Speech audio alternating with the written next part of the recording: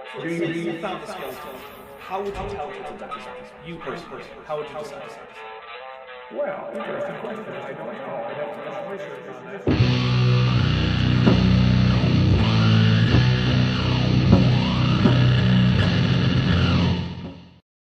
Hey everybody, welcome to Matt with Maddie number something, I don't know, 40. Yeah, Yay! 40. This is our first Matt with Maddie, technically, in like 3 months. Yeah, it is. I've been away. How dare you? I know. Well, listen, there was one. No, there were like two I had to cancel because of some unexpected health things. And then I had to cancel one because I was it was a planned thing where I was in a musical. And that musical run has ended. And now I'm here. Yay! Awesome. And also, I need to go see if I can't find the original set for Matt with Maddie, unless people like this one better. Because right now we are not on the regular set. I realize you probably can't tell very easily because you might not have the stream pulled up, Maddie. But, I don't have the stream pulled up. Yeah. I always mean to do that, so you get an extra viewer. I appreciate that. Oh, that's right. I had to minimize my Google Chrome window because I was getting too distracted by it. Let's see. I am being asked by a laser fan, what did you learn in your career as a linguist? Nothing. I have never had such a career. And then also, besides being a linguist, which I'm not, what do you love most about pelagic tunicates? That they will someday go extinct.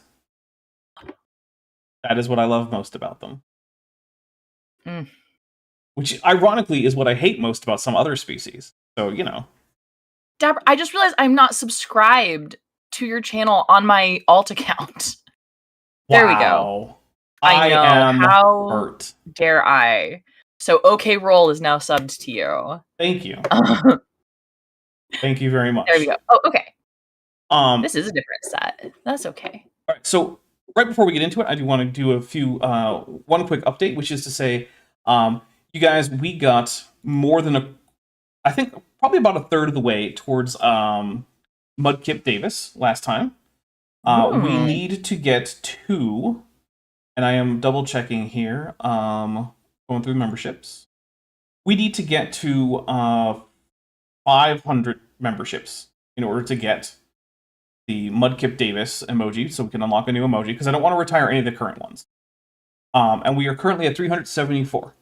So 126 is the number of memberships that we would need right now, according to YouTube, who is, shall we say, not always truthful when it comes to how many more memberships you need. But right now, according to that, what I'm looking up, 126 is the number. So if you want that Mudkip Davis, what I would suggest is that you gift a few memberships. And remember, memberships make us drink. We've got a super chat, Lieutenant Matt the Navigator, or have you changed it? All right. Oh, now it's just Lieutenant Matt Nav. All right. For $5 says, hi everybody, let's watch a man too stupid to successfully heterotroph in the richest country on earth. Yeah, that is a thing that he...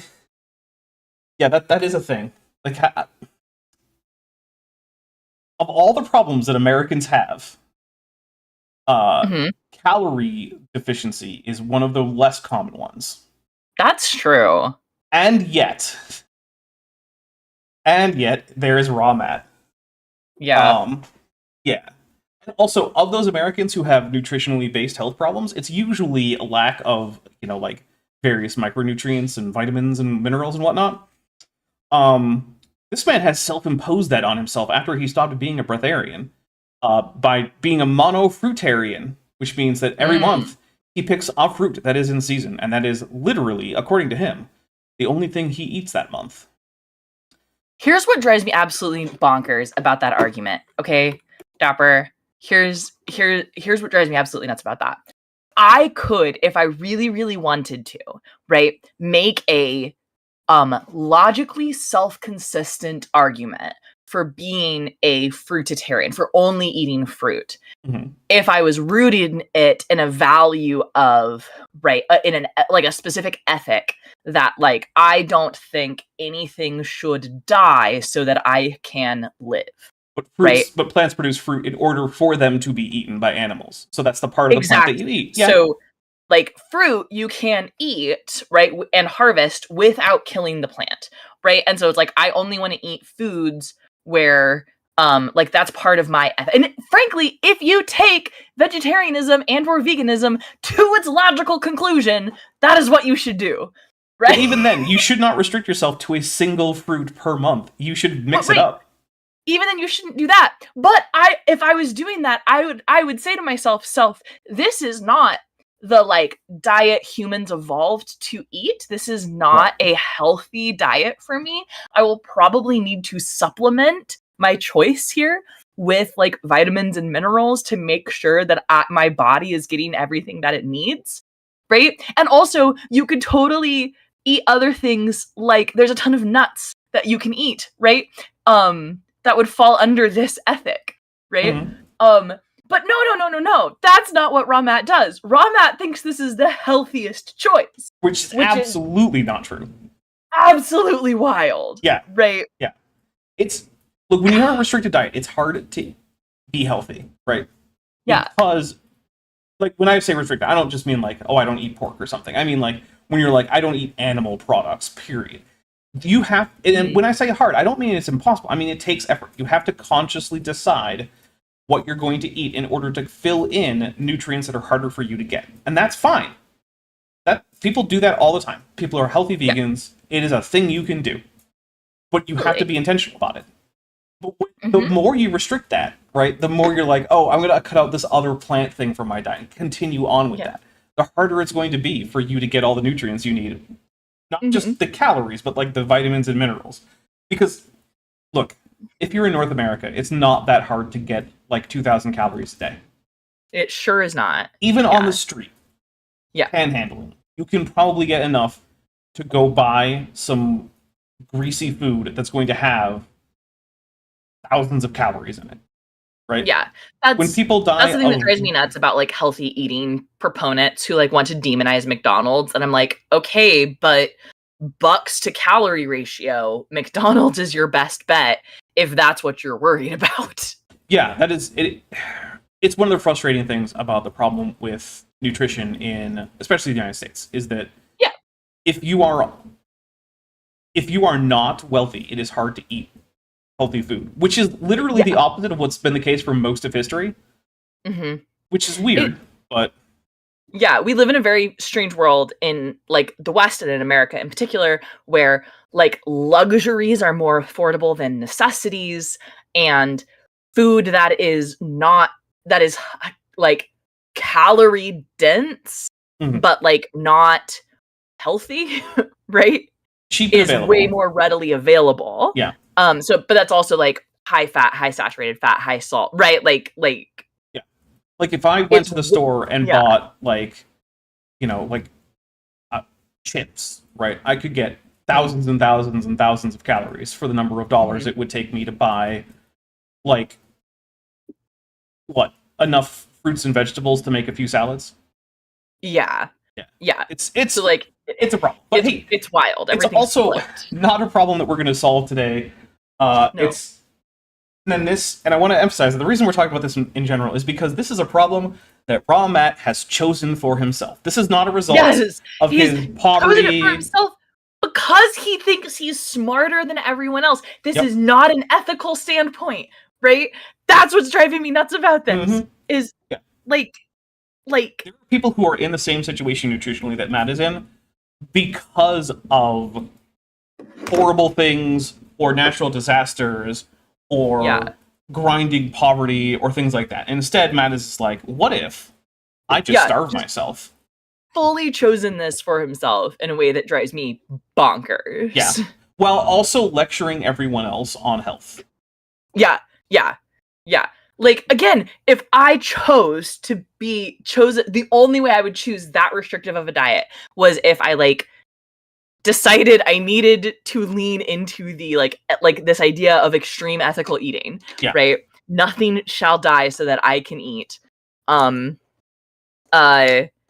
Which is, by the way, like, to be honest, a rabbit hole I don't go down because I will fall down it. Yeah, well, Right? that is one of the things is clearly there Yeah. are consumption problems in terms of ethics and how humans broadly eat, but also especially how, you know, Western relatively wealthy humans eat.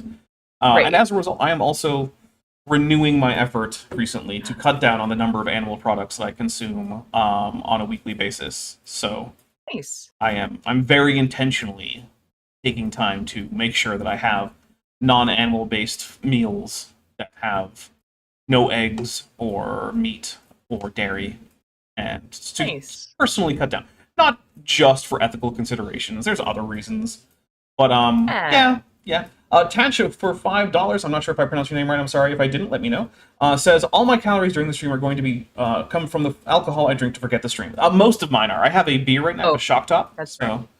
Oh, by the way, if you guys see, my nails are so pretty because the 2-year-old painted them. Yeah, she did such a good job. All right, so we are here to take a look at Raw Matt Nyler, Batman. He has various names. I'm not doxing him by using his full name because he still advertises his books, which are written under the name Matt Nyler. So if he wanted to obfuscate that, I would imagine that he just wouldn't continue to try to sell those books under his real name. So Matt, feel free to accuse me of doxing you, I guess, but it's going to be a hard thing to stick. Of course, this is the man who thought that he could get away with having a blog post in which he said that Probanignathus didn't have molars in a paragraph that was directly below a picture of Probanignathus' molars. So, you know, he's not the sharpest tool in the shed. So, hey, your brain needs fat. Just saying. It does. And you can create fat from other nutrients, but it takes time and effort, and you have to have those nutrients. And here's the thing, avocados are a fruit. Yeah, to be fair, for all I know, he does eat avocados when they're in season, whatever that means in a global economy where seasons can be pretty much whatever, because you can grow the same thing all over the world. Yeah. So, and also greenhouses exist. So, like, I don't know. I realize that I live so divorced from farms and nature in terms of my diet that I don't actually know what fruits are in season most of the time, except for the ones that grow wild. Like, I happen to know prickly pears are in season, and I know that because I went into the yard and I picked 2 prickly pears from the prickly pear cactus in the yard and I ate them. But, like, by the way, isn't it a wonder of the modern life that we can have strawberries in December, right? I think that's a good thing in terms of human development. Generally, yes. Yeah. There are that we can eat fresh fruit all year round. How wonderful for us. Although the systems that have created this possibility have not been without their serious ethical problems. What we're going to return very quickly to capitalism is the problem, right? Of like the technology to grow fruit, right, year round in hothouses is a wonderful advancement for the human potential, right? Absolutely. And for like reducing human suffering, right? Absolutely. No argument. The process by which those are run and harvested, right, is problematic, but like anything that humans need to survive being commodified is also a problem. Lieutenant Matt Knapp for $5 says, this man was the worst and most dishonest editor/writer I've ever encountered. Then the copyright happened. Oh, yeah. I wonder what Armando Calvo is up to now that he's in the army. Because he did join the army. As far as I know, he's still in it and has not been kicked out. Which I am a little bit surprised by. If you had asked me, like, hey, how long do you think he'll last in the army? I would have been like 6 months, maybe. Yeah. But hey, we're not here to talk about Armando Calvo. We're here to talk about Raw Matt. And before we do, we have a drinking game that we play. Now, the first thing I want to say is, if you are someone who doesn't drink, or you just don't want to, or anything like that, you absolutely do not have to have alcohol to play along. You also don't have to play along. I'm not here to enforce anything. This is literally just for fun. I'm drinking a beer. Maddie, what do you got? I have a so it's a play on a gimlet. I added some Sprite to it. Okay. So some gin, some lime juice, and then Sprite. I didn't additionally add simple syrup because the Sprite is Very sweet. Yeah. delicious enough. Oh, that's fair. I'd say that's actually not too far off from like a Tom Collins. It's not. Yeah, it's definitely lime. Yeah, it's not too far off. It's kind of a poor man's Tom Collins. All right. Because soda with amazing amounts of sugar is also another one of those cheap foods that really has no business being so cheap. But anyway, so yeah, if you want to play along with water, tea, coffee, juice, soda, vape pens, potato chips, I don't care, it's fine. You do whatever it is that is most fun for you, and also stay safe. If you are going to consume a intoxicating or otherwise mind-altering substance while you play this game, please pace yourself, know your limits, and also don't afterwards go out and operate a heavy machinery, drive a car, fly an airplane, text your ex. These are all bad ideas. We here at the Dapper Dinosaur channel, as well as me personally and Maddie personally, accept neither responsibility nor liability for anything that you do as a decision of your free choice to overindulge while playing along with the Dapper Dinosaur drinking game. That being said, let's go over some of the rules. So as I said, each membership that is gifted is one drink. Now, if we get to the point where we have like 30 in the queue, I'm probably just going to down this beer and go grab another one. And then add the whatever number to the counter. Because we do have a counter. Also, if Raw Matt says something that's too stupid and we just have to have some brain coolant, we will take a drink for that. We'll also take a drink if Raw Matt tells a joke that doesn't land, or tells a story that didn't happen. That does not include the stories from the Bible, because, I mean, obviously, it has to be some kind of like anecdote that he's like, and then, Noah, I'm like, oh, a story that didn't happen? Yeah, okay, that's the whole point of the show. Who cares? It's going to be one of his stories, and it is a bit of a judgment call. Same thing with the jokes. So we'll take a drink for that. If, however, he gets something that is actually factually correct, and it's not just him quoting some actual real source, it's actually, something that was in his brain, and he expressed it to us, we'll take a drink for that. We'll also take a drink if Raw Matt brings up that political party that was really popular in like the 1930s into the 40s in Germany that's become increasingly popular in the United States, to the point that a gubernatorial candidate for the GOP in California shared his 0% unemployment plan, which was just him smiling in front of the gates of Auschwitz. So, that's fun. I like this timeline. Anyway, we'll take a drink for that. We'll also take a drink if Raw Matt... I'm just taking a drink for that the state of the world right now. Yeah, for that being a thing that even happened. Yeah. Yeah.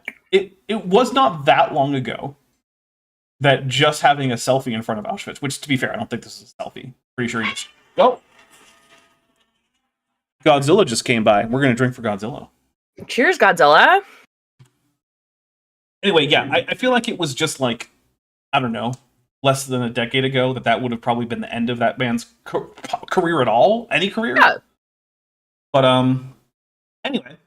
Naram puts, who's been a member for 22 months, says, heat and probably sugar I ate is making me sick. Well, that's unfortunate. You probably should not play along. Oh, Godzilla's back. Take a drink.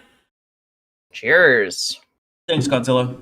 So, let's see. We'll also take a drink, as you guys heard, if Godzilla or Mothra come by audibly.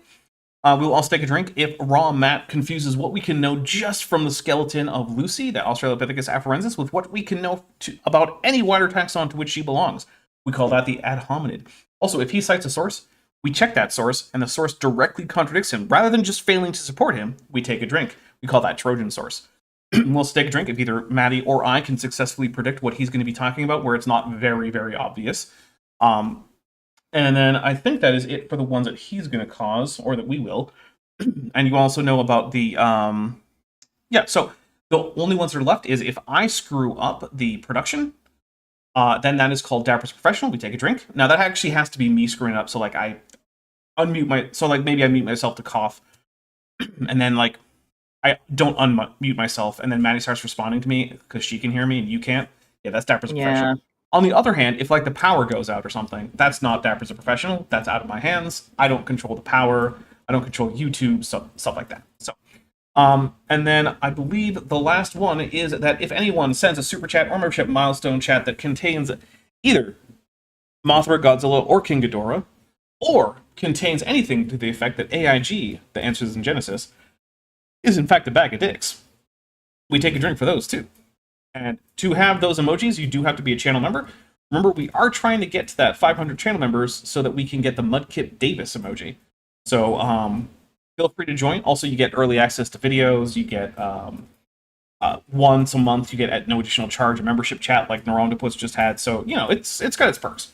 But anyway, when last we were here, Raw Matt was telling us about how mega sequences, which are just creationist speak for Crotonic sequences, are somehow evidence of the flood because they contain sea life and not land life, but are on continents. Of course, the problem with this is that they're just ordinary marine rock from shallow ocean environments, because these Crotonic sequences are actually just records of sea transgressions.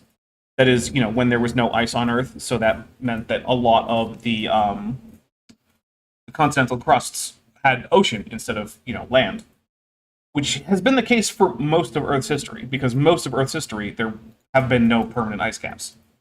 Because, spoiler alert, we're in an ice age right now. We're in an interglacial... We sure are! Yep, we're in an interglacial period during that ice age, but it's still an ice age. An ice age is any time that ice at the poles doesn't all melt during summer.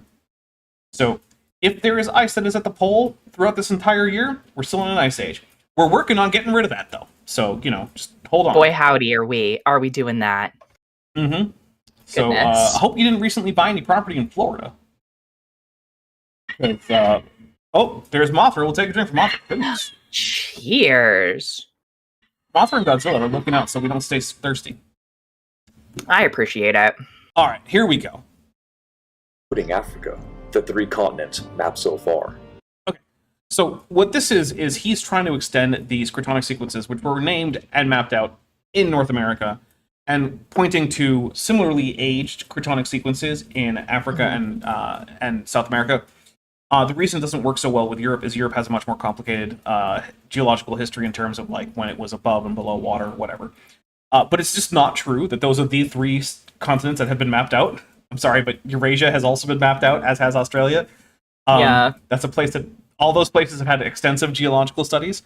But listen, Antarctica is harder, but yeah. But yeah, all he's pointing out is that South America and Africa and North America have all had roughly the same sequence of basically sea inundation. Not in a catastrophic manner, just normal every day the seawater rises and falls as the climate of the Earth changes. So yeah, that's all that's happening right now. Okay. Yeah. And he is taking that as evidence of Noah's flood. Because anytime there's water or evidence of water having been somewhere where it isn't right now, Raw Matt says that's evidence of the flood. And like that's kind of something that kind of drives me nuts is anytime a young Earth creationist like sees like evidence of there was once water in a place that there isn't now is therefore Noah's flood. But like here's why that doesn't work, right? Let me state this clearly. Because the places that there used to be water, right, didn't all happen at the same time. Yeah. Right? For example, and not always for the same reason. A great example would be, say, the Himalayas, right? The top of the Himalayas used to be underwater, but the top of the Himalayas used to be underwater because the Indian subcontinent is smashing into and rising up like this, right? Building a ridge with the like Eurasian plate. I'm not sure exactly which plate the name Eurasian is, and the right? Indian plate. Yep, those are the plates. Right, and so the top of Mount Everest used to be underwater, not necessarily, right, because ocean levels were higher, right? It used to be underwater because it physically used to be lower in elevation. Mm-hmm. And then there's other places that at different times used to be underwater because of higher ocean levels. But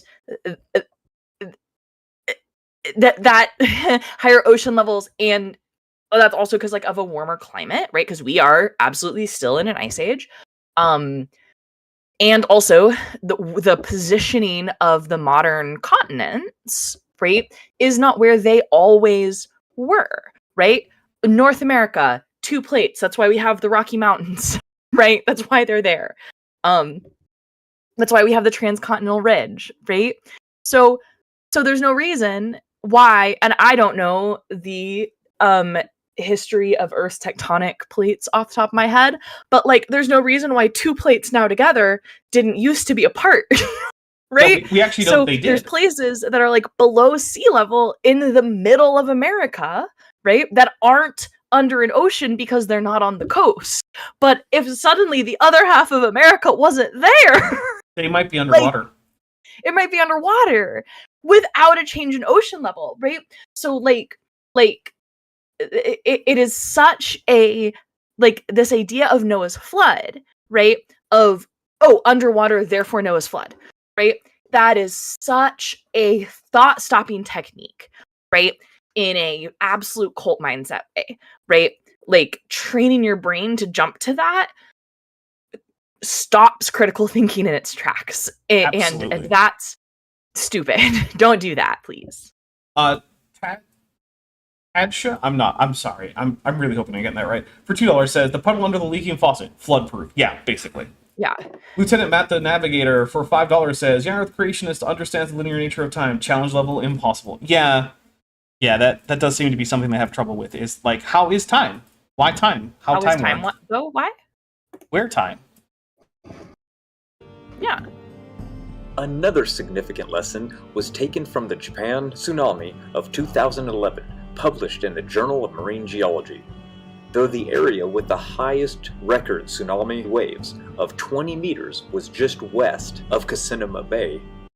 I am really confused as where he's going to go with this. Is he just going to say that tsunamis can cause lots of water to be places where there isn't normally water, therefore flood? Is that all that's going on here? Probably. Because, like, that's not news, even though, yeah, sure, maybe there was a record-breaking tsunami in Japan not that long ago. I mean, I don't know. I'm not going to dispute that. But, like, people have known about tsunamis for a very, very, very long time. This is not... Yeah. Okay, sure. Let's see where he goes. The sand that these huge waves deposited on land was still only a mere 30 centimeters thick, 20 days after the horrible tsunami hit the port. What? Wait, hold on. Is he going to go with, we have lots of really thick marine sandstone, therefore the only explanation is that even bigger tsunamis had to cause it? Oh, no. Oh man. As if only tsunamis can deposit sandstone, right? Clearly. I did read Naram Duplic's membership message. Thank you for double checking on me, though. Emergency surveys were conducted in the bay to make sure that ships were able to enter. The initial survey did verify that ships could safely transit in the bay. Congrats to the bay, I guess. And the economy of Japan, more broadly. Because, I don't know if you know this, but as a nation of islands, Japan relies very heavily on its ports. It sure does. Yeah. But they made an unexpected discovery. Large sand dunes had been formed by the tsunami in the seabed. That's actually a pretty common occurrence in terms of large, I don't think that was like flow. a surprising discovery. I would expect that that seems like a really good way to be able to like measure, like that seems like a secondary effect that would measure the intensity of the typhoon, you know? Yep. And if you could characterize those for a typhoon where like you knew the strength, you could potentially use that to help you understand similar patterns in like older rock. You know? Could. And you know what's interesting? We have a lot of marine sandstone. Oh. And it doesn't show evidence of large tsunami ripple marks. Huh. Interesting. Yeah. What it does show, though, is lower energy, regular old sand dunes that are the result of just flowing water. Just flowing water that actually couldn't form during a tsunami? Well, okay, so it's hard to say that it absolutely couldn't form under a tsunami, but what we can say is not characteristic. Yeah, it's absolutely not characteristic of a tsunami, and it's absolutely characteristic of ordinary, non-catastrophic depositional processes. Wild. It's almost like it's almost like none of this is sensational. Mm-hmm. Yeah, this is just raw Matt saying, hey, look, big wave cost thing. Therefore, the flood, I guess. And I'm just like, sure, Yeah. Matt, I guess. Why not? Big I don't wave know. did thing. Therefore, other thing that we don't have any Therefore, evidence of big other wave. unrelated thing Right. happened. Yeah. It Definitely feels like logical equivalent of like, hey, big wave did thing. Therefore, moon made of cheese. Yeah, it basically is. There's really no logical connection I can find between these things. But hey, maybe, you know what? Maybe Raw Matt will surprise us. And for the first time ever, he will give an argument that even if we grant the premises, actually argues in favor of his position. Because the typical Raw Matt argument is sort of like, leopards have spots, Ooh. and children like candy. Therefore, the Earth is less than 10,000 years old. Like, wait a minute. I'm gonna need a little help connecting the dots there, friend. Yeah, it's like you might have missed a few steps. Yeah. His other thing, of course, is moderating debates while topless and wearing a Egyptian pharaoh headdress. That's another thing he likes to do. Yeah, it's really unfair that boys just get to be topless, and that's not a thing. Look, I'm not going to disagree with you there, but I'm also not in charge of any of that. I'm not saying I want to be topless. Let me be clear. I don't. But I feel like it's unfair. It absolutely is unfair. Yeah. And, I mean, even in places where it is allowed for everyone to be topless, most people aren't. Like, it's true. It's legal for anyone to go topless in the streets of New York. Very few people take advantage of that opportunity. Yeah. Dunes were typically 6 feet high, 20 meters long, in water 15 meters deep. They refer to these underwater dunes as sand waves. Old Earth geologists specifically argue that sand waves cannot form quickly. Where did they argue this, Matt?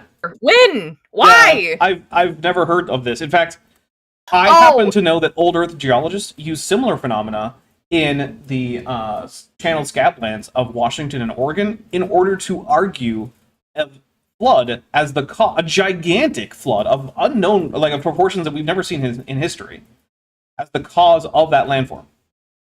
So It seems to me like I have a direct example of the opposite. Similarly, there are other similar marks on Mars that, once again, Old Earth geologists, which is just code for geologists in case anyone is wondering. Yeah. But they have also used in order to argue for large-scale flooding in the northern hemisphere of Mars. So, like, not only is Matt not going to give us a citation for this, but we know the literal opposite is true. Yeah. But I think it took me a second to remember what his logic here is, and I remember his logic. His logic is that Old Earth creationism means like it either strict uniformitarianism, so everything happens by small, steady processes, and there can be no catastrophes leave no mark on. Yeah, which has not been rock. The current thinking in geology for like 100 years or so. Yeah, like so versus like so he has this black and white thinking, right? Another like cult red flag of either everything happened slowly over long periods of time, or everything happened in a single catastrophe. Right. It turns out that, like many things in life, the answer is somewhere in the middle. Yeah, it's mostly that things happen over slow, steady, predictable processes. But sometimes, and the things that hey, that rock looks weird, right? Right. That might be from a local catastrophic event, right? But volcanoes, bolide impacts, they're all real things that actually happen. Yeah, but let's say that there has been exactly one major catastrophic geologic event, and that was Noah's flood, right? Because I frankly think that would be Ramat's argument, right? Probably. He would probably shove there's been one true catastrophe. Yeah. Then we should see, like, slow, steady build up, slow, steady build up. Wow, that's fucking weird. I'm sorry, I used the one F-bomb. And then slow, steady build up, slow, steady build up, slow, steady build up, right? That's what we would see. And that's just not what's there. It seems like maybe next month we need to make sure that we have a super chat goal for you to also have yourself be unleashed like we have for Kip, so you can drop as many F-bombs as you want. Yeah. I know you were a sailor. I was a sailor. Yeah. My therapist pointed out to me today that in some ways I'm still acting like a good sailor, and that I'm like not wanting to apply for like certain benefits because something needs in the Navy over my own. And he was like, you should stop that. And I said, Yeah, I know how that goes. Yeah. Lieutenant. Yeah, sorry, in the middle of that story, I was like, oh, I don't want to share that personal information. Wait a second. Well, I mean, this is about as public as you could possibly share something, so, you know. That's true. Yeah, about just as bad as public. Yeah. Yeah, it's hard to get more public than a live stream on YouTube. Yeah, but I'm not watching the live stream. I'm just hanging out with my good friend Dapper. And his 106 closest viewers. Yeah, that. I was talking to someone the other day, and I was telling them, oh, this was in the OK Roll chat. We were doing our OK Roll stream on Sunday. And I was saying that your content is often what I binge when I need to do a lot of programming, right? Because it's really good for, especially rewatches of your stuff, is really good for half paying attention, right? Because your content is super long, and so I don't have to keep picking new videos, right? That's good. And 2, young Earth creationists make the same argument all the time, right? So if I tune out for a second and I tune back in, I understand what's happening, right? There's not that much that's going to be new, although they do occasionally come out with new stuff. Lieutenant Matt the Navigator for $2 says maybe he can be friends with Pharaoh 10's unit. Oh my goodness. Oh my gosh. Do you remember the Pharaoh 10's unit guy? The guy who basically he came up with this. I mean, he's not the first one to propose ancient electricity use in Egypt.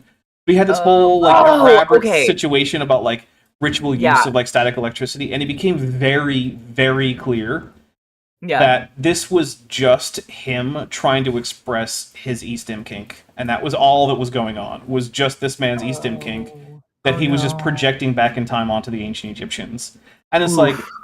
My guy, it's fine to have an Eastim kink as long as you're safe about it, but like maybe don't project that onto entire societies that definitely didn't have the technology that you were into. Yeah.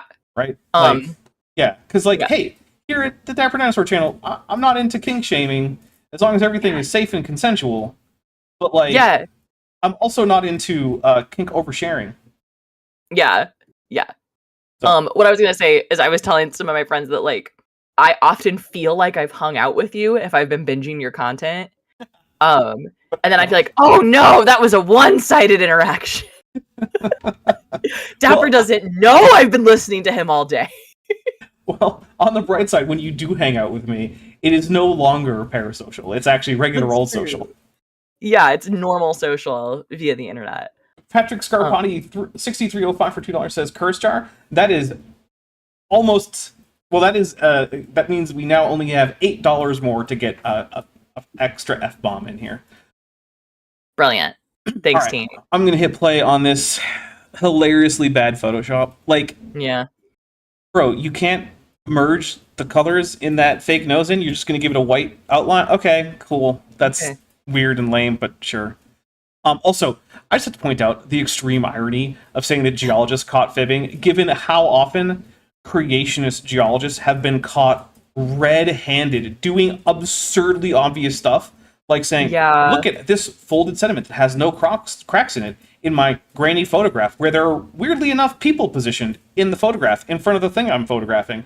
And then you check in front of where we know a crack is. Right, because if you check the high-def version of that same, or photos of that same formation from the USGS, oh no, the cracks that you said weren't there are right there, where the people are standing. Right there! Oh, weird! No. Oh, man! Yeah. Or like Steve Austin, the creationist, not the wrestler or the $6 Million Man, saying, oh no, this sample didn't have xenocrysts in it. And then everyone looking at the pictures from his paper saying, well, then what are those? And his answer is just like, not xenocrysts. Shut up. Yeah, don't worry about it, bro. Cool. Or Andrew Snelling just misreporting the angle of the crossbedding in the Coconino Sandstone in the Grand Canyon and saying that it just isn't what it is. It's like, dude, you can just look at it. You can physically just go look at it with your eyeballs and tell that he's lying about the angle of the sandstone. Yeah.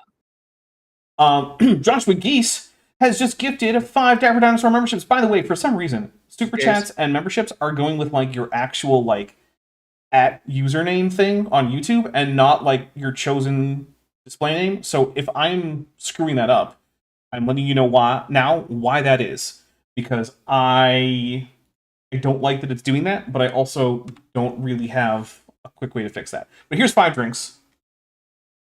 1, 2, 3, 4, and 5.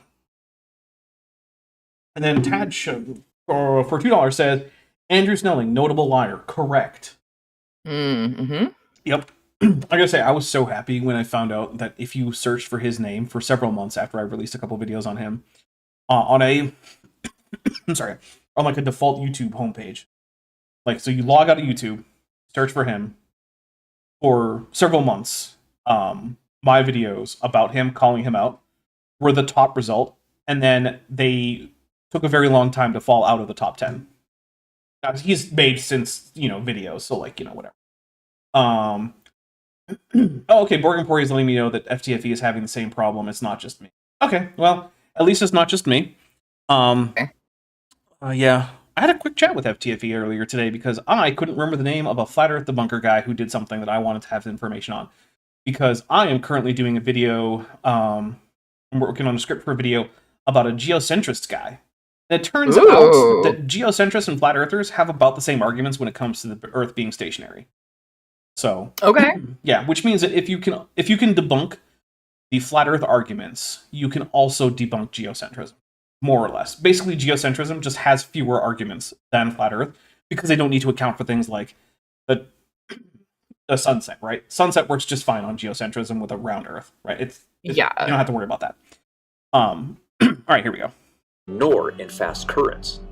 Therefore, they can get away with saying that sand waves found in the geologic column represents deep time. Matt. What? That sentence doesn't follow. I know we cut it off in the middle and had a tangent, but he said geologists say these things don't happen. No, he said they never happen quickly. Yeah, which they don't say that. And also... Which they don't say that. Your example of a, quote, sand wave is very clearly folded sediment, not something that was deposited in a wave. The way you can tell that something is a sand dune is because of cross-bedding within a stratum. There's actually... The bedding comes up at an angle and then falls away at an angle. It doesn't smoothly go in a little U-turn with multiple layers within the U-turn. That's what happens when you have rock under high pressure and high heat, and there is a differential pressure across it such that it induces plastic deformation. And we have known how plastic deformation works in rocks with things like high heat and confining pressures experimentally since the 30s, the 1930s. It's been almost a century since we figured out how this works. Yeah. This is... Also, explain to me how this works, how you get plastic deformation of rocks, right, on this scale in the time periods we're talking about. Oh, so his answer is that the plastic deformation actually occurs before lithification. So what's actually being deformed isn't rock, it's still soft, unconsolidated sediment. The problem with that is that so the problem there is, so one, that can happen, right? You can have sediment bend after deposition, but before lithification. But when that occurs... But it wouldn't look like this. Right. When that occurs, it causes mixing at the layer boundaries because they're unconsolidated. And so you do not get sharp boundaries. Instead, you get sort of a mushy thing. And usually there's also a light color film between the layers because of the various mixing of the cementing agents that are going to be eventually lithifying the rock. So, yeah, the thing is, we can tell if sediment was bent before lithification versus after. It's not that hard to do if you're a trained geologist. Now, am I a trained geologist? No. But, I know trained geologists, and I know that trained geologists are trained to know how to spot this kind of thing, right? It's sort of like, if I told you that, meteorologists don't... it's not like a complete mystery where that hurricane is going. Could I predict the path of the hurricane given the raw data? No. But I'm very confident that Maddie could. Yeah, the only place it gets tricky is, so there is a spot where it's really tricky, and it's on the east coast of the U.S. around Florida. Poor Florida. Aww. Because You hit that like where the direction of the prevailing winds switches, Oh, right? yeah. Right, and so if it hits the curve and goes up the coast, then it's going to start to go towards the east, right? But if it doesn't, then it's going to come into the Gulf and travel west, right? So which way it's going to turn is, I couldn't do that just by looking at a map, right? Like just by looking at like a surface pressure map, but give me a little bit of extra data and I could give you an idea, Yeah. But Right. yeah. Anyhow. And that way, they can exclude a watery catastrophe, especially on No. the scale of a global flood. Okay, That- I want to be very, very, very clear about this. I'm going to channel my inner Obama. Let me be clear. The reason that geologists reject a global watery catastrophe is because geologists know what a global watery catastrophe would look like in the geological record of the Earth, and they do not find that. Right? It's the same basic idea as to why I reject that there is a large bull African elephant in the room. Because I know roughly what things I would expect to experience if that were true. I am not currently experiencing any of them. Therefore, I am well justified to conclude that there is no such animal in the room. So, for the same reasons, we don't have any reason to suspect there was ever a global flood. And also, even if we could find evidence of a global flood, it certainly wouldn't be the one that Matt believes in, because let's remember, the one that Matt believes in would have produced enough heat to turn the Earth into a ball of plasma that was expanding into space because it overcame the gravitational binding energy of the Earth. Mm-hmm. So, even if there had been a global flood, it definitely wasn't the one Matt believes in, because the one Matt believes in is physically impossible. In so many ways, it's barely even worth going into them. Dutch Tunicate Official for $2 says, "Where is all the water, Matt?" And then there's a Godzilla, so we'll take a drink for the Godzilla.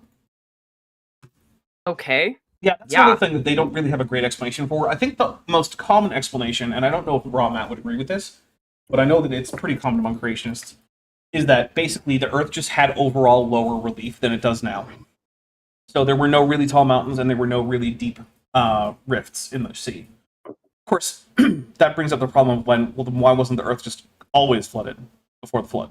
How was there ever not flood before the mountains came up and the valleys went down? And the answer just varies. And sometimes you're like, oh, it was contained in a vapor canopy, or it was underneath the crust of the Earth in subterranean oceans. Both of which are physically impossible. So, like, that doesn't really help. And really, the answer always just comes down to eventually, well, we don't have a way that that's possible, so miracle. So just start there, guys. Just start there. Yeah. It was a miracle. The water arrived by miracle. It left by miracle, and it didn't leave any trace by miracle. And all of the animals and plants and whatnot got back to where they were by miracle. And they got all that genetic diversity introduced to them again by miracle. It was a miracle top to bottom. Also, God removed any of the fossils that would prove the flood by miracle. All of the miracle. All to make the flood true, and also there be absolutely no evidence, and in fact, strong preclusionary evidence. All a miracle. Because ultimately, what you're doing, what creationists are doing right now, is just that, but with way more steps. Way more steps. Lieutenant Math Navigator for $2 says, would it be expanding into the air and space? Yes, it would be expanding into the air and space, which is different, because we can't breathe it, but the sun still needs oxygen because it's on fire, according to the other Matt that we cover, Matt Powell. Yeah. Yeah. Oh boy, that Matt.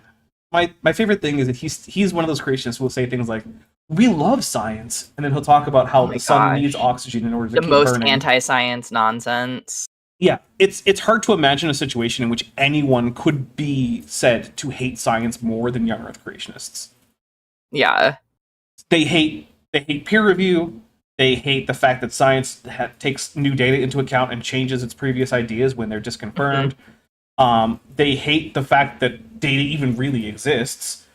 They hate being transparent. They hate having to be on. They hate almost everything to do with science, except talking to lay people with fancy words that make them sound smart. That is the one part of science that they like. And it's the least important part of doing science, but the most important part of science communication. Which is why, frankly, Yeah. scientists are often bad at it, because scientists Yeah. aren't usually science communicators. Yeah, those are completely different skills. Yeah. Right? I am trying to cultivate science communication skills. My skills at actually doing science are extremely limited. But my ability to explain science after I have understood it, usually in consultation with people who are scientists in that field, I think is reasonably high. I think I actually have a pretty good grasp of both.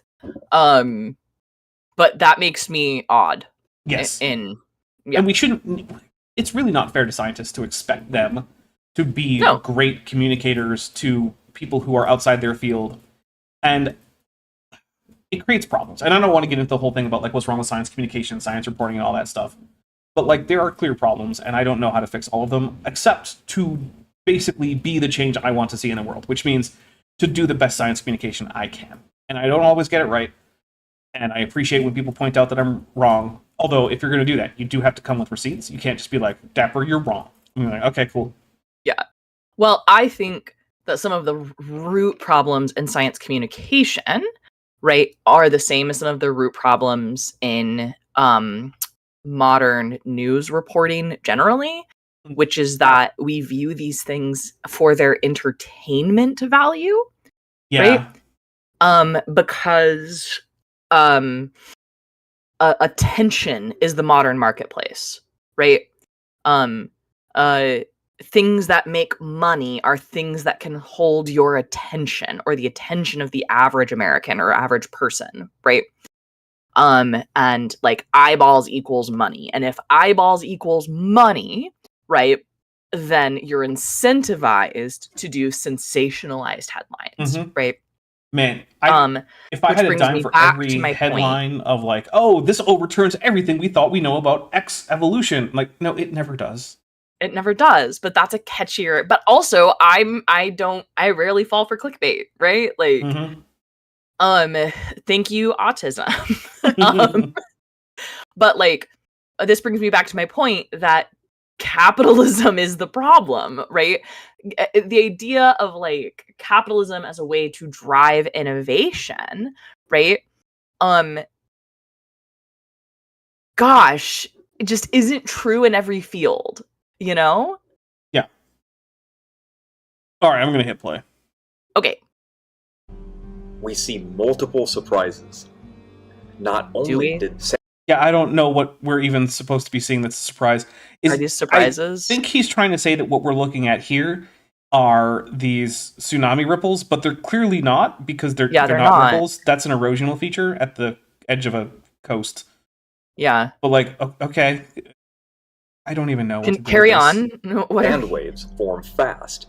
With a fast current, they formed in surprisingly deep water. So every assumption that evolutionists make is completely wrong. Matt, you haven't correctly reported on a single assumption that's being made that is disproven by this. Right. All you've done is say, geologists, big fat poopy head liars, and then not backed that up. Right. That's it.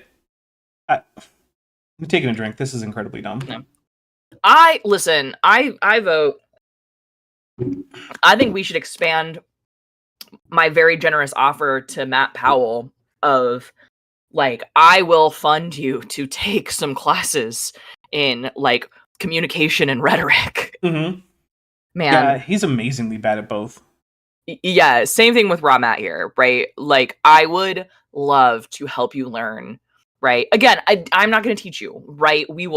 I will raise the money. We will send you to take a class. It can be at any accredited university you desire, right? Don't like go to a super religious university, right? I was going to ask, even Liberty University?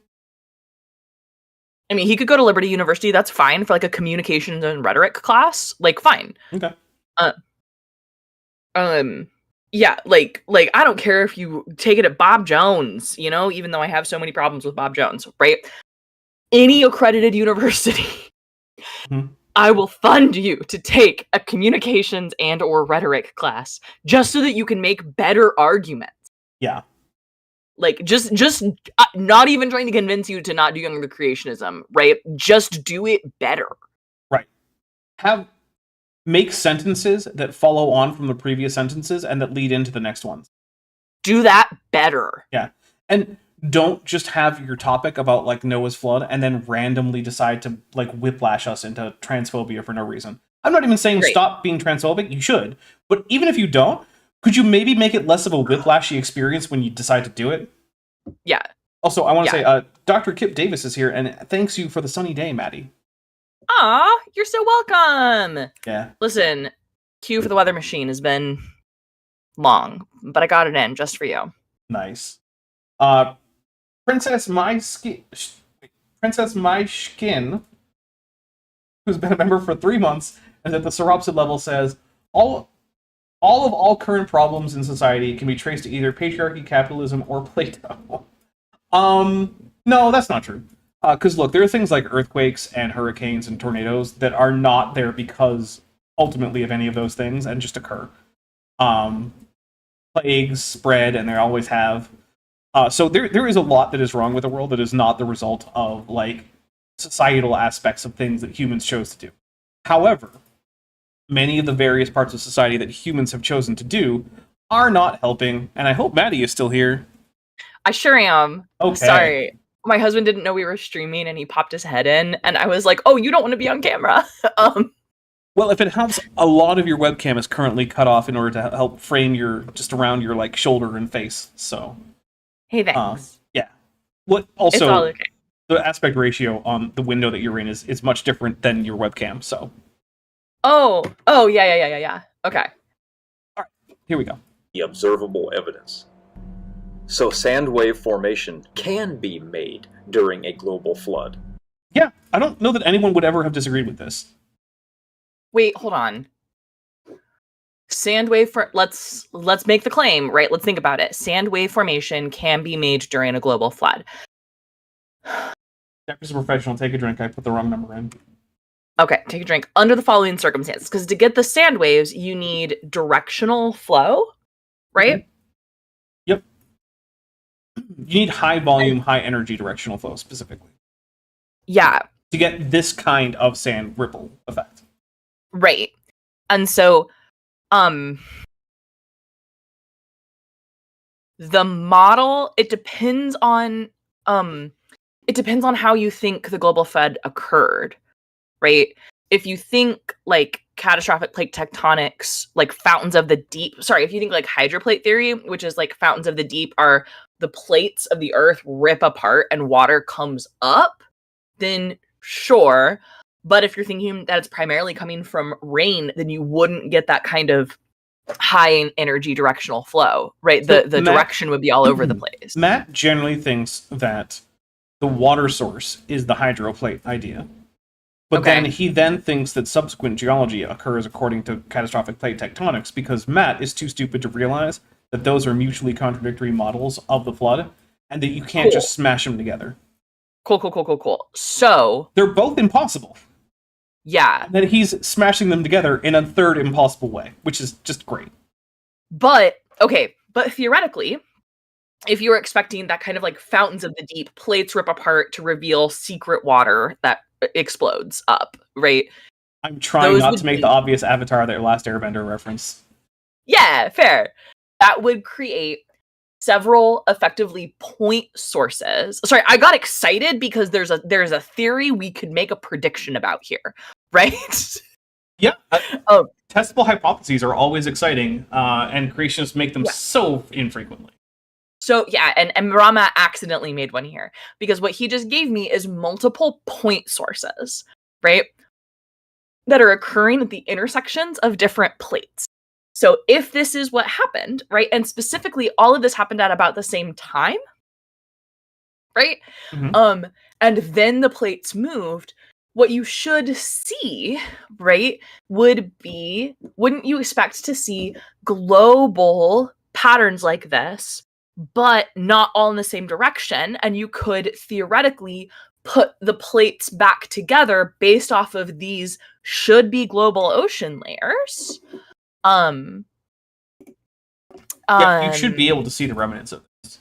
Right, you should be able to see the remnants. So we would expect to see sand waves, right, from multiple point sources that occurred in the same geologic layer all over Earth, And we don't. Yeah, we really, really don't. Oh, Creationist is here. Yo, how dumb is this so far? Very. Very. We've already had accusations of just blatant dishonesty from geologists with literally nothing to back it up. We've had Matt not understanding that actualism isn't the same as strict uniformitarianism or catastrophism. We've had Matt once again trying to push together catastrophic plate tectonics and hydroplate. It's all over the place. Tatch for $2 says Plato causes earthquakes. Change my mind. I'm gonna have to go ahead and say, if you are honestly of that opinion, I don't know that I could, because I couldn't possibly reason you out of a conclusion that you never reasoned yourself into. Joshua Geese for $2 says, at Tatcha, that makes sense. Plato tectonics. Nice. And then we'll take a drink from Mothra, because Mothra is here. And drink from Mothra. Sorry. I forgive you. Mm. All right. So I am going to take a quick break. We will be right back in just a few minutes. In the meantime, though, you get to enjoy the teaser trailer for the next episode of Star Trek Endurance, which I am hoping to play on this Friday, but I have said that for at least 3 weeks. So, yeah, that's a thing. And that isn't entirely not Maddie's fault, although it's not entirely her fault either. It's partially my fault, but it's not entirely my fault. Right. All right, yeah. We will be back in just a few minutes. In the meantime, enjoy the teaser trailer for the next Star Trek episode. And then after that, some music from Beethoven, if we take that one.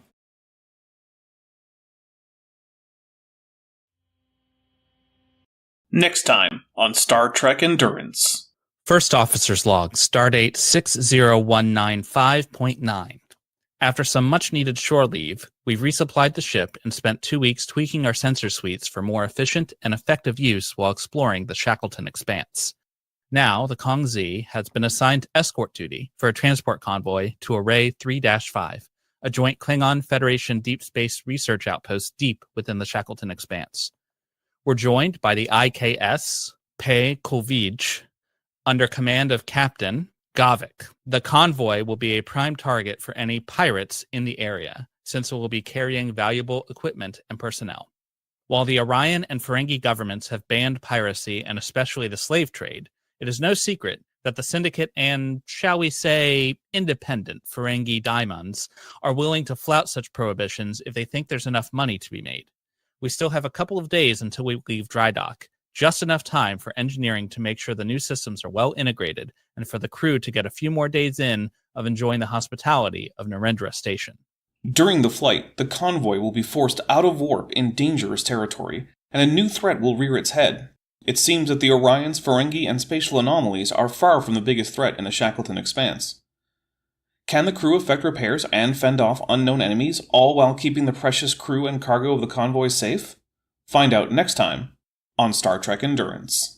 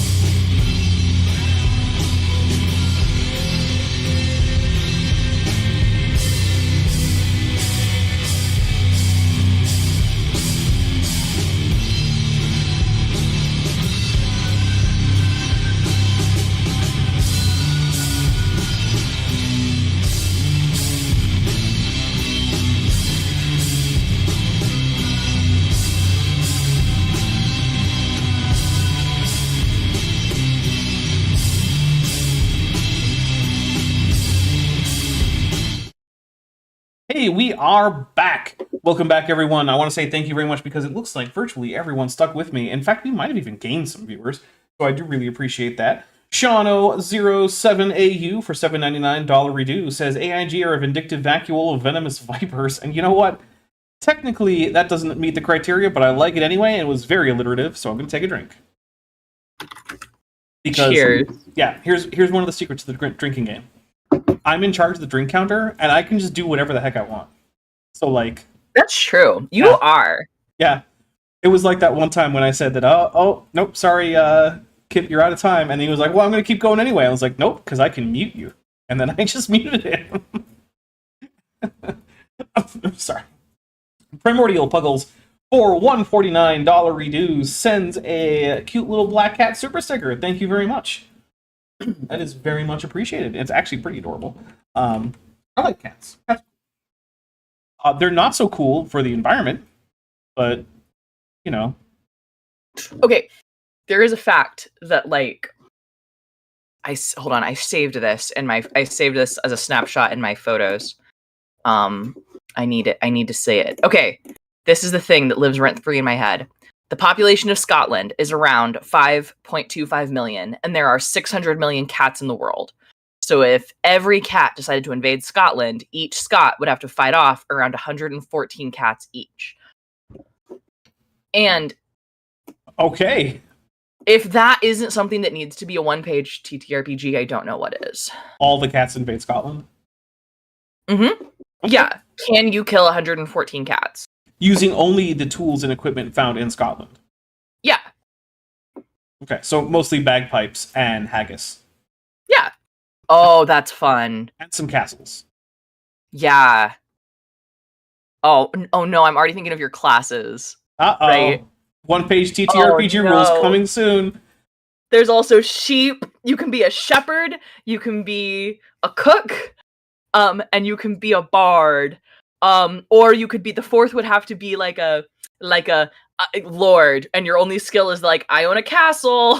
I can't do anything, but you can protect my castle. We're doing like early modern Scotland, not present day Scotland. I see. Listen, if we want haggis to be a weapon, then yes. I mean, I feel like it's all still a weapon, but what do I know? I'm not Scottish. I feel like I should make this entirely out of what I, Maddie, at this point in time, imagine when I think of Scotland. No actual research, just the stereotypes you're aware of from Hollywood. Okay. Yes. Well, let me know when you need that map, because I'm sure that you'll probably be asking me for the map of Maddie's version of Scotland. I sure will. Sure will. It's going to be really silly. So I'm going to make this real quick before we get back into this, but this channel is indeed supported almost entirely through the actual voluntary support of viewers, whether it be through super chats, super stickers, super thanks, joining the Patreon, join the channel membership. So if you want to help out and you can afford to, and you're currently not supporting the channel financially, please look into whether or not you'd like to join the Patreon or the memberships, because those help me budget. They are more consistent than things like super chats. And also, those two things give you early access to my videos. We're currently about 6 months ahead in video production. So I think you have 20-something videos that you could just watch right now that are early access. So you too can have a parasocial relationship with Dapper when you're coding. Yeah. The difference is that I am less likely to hang out with any one of you in particular because there's so many of you. Which means that it'll be harder for you to convert that parasocial relationship into an actual interpersonal relationship. But still, you can enjoy the content anyway. Also, it gives you access to my Discord server, where we're doing all sorts of fun stuff. We have a lot of cat pics. We have all sorts of channels. We have channels for TTRPG stuff, for art, for memes, for conlanging, for various fandoms. I believe there's a specific Power Rangers channel, just for Power Ranger stuff. So yeah. Feel free to do any of that stuff. Let's see. We've got a couple more things. Lieutenant Matt, the Navigator, for $5 says, "Are you kidding? Haggis is a weapon of mass destruction." See, Matt here is on my side when it comes to the haggis as a weapon. Yeah. And then Lieutenant Matt, the Navigator, also gifted 5 Dapper Dinosaur memberships. So thank you very much. We'll take 5 drinks and we'll get back into the raw Matt. Oh, that sounded weird and gross.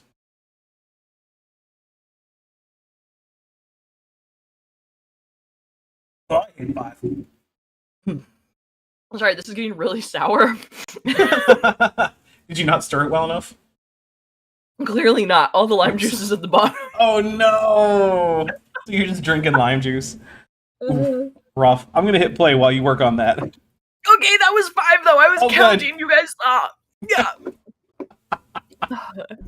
So now, all these things that these evolutionists have said debunked the global flood are now confirmation of Noah's flood.